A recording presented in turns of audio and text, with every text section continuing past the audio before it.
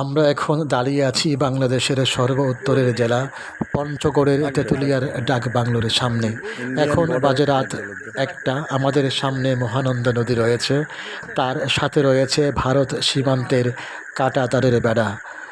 আপনারা যেই আলো দেখতে পাচ্ছেন তা কাঁটাতারের উপর সীমান্তবাতির আলো।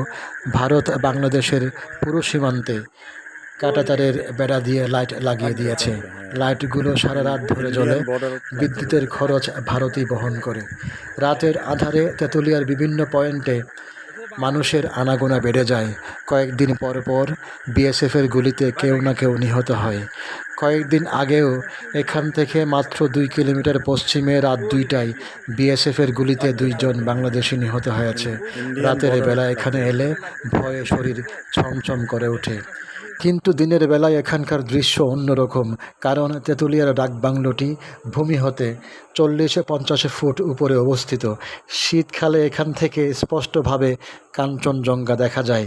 শীতকালে এখানকার প্রাকৃতিক সৌন্দর্য উপভোগ করার জন্য অনেক দেশি বিদেশি পর্যটকের আগমন ঘটে। তাছাড়া বর্ষাকালে মহানন্দা নদী কানায় কানায় পূর্ণ থাকে, তখন এখানে দাঁড়ালে অন্যরকম লাগে।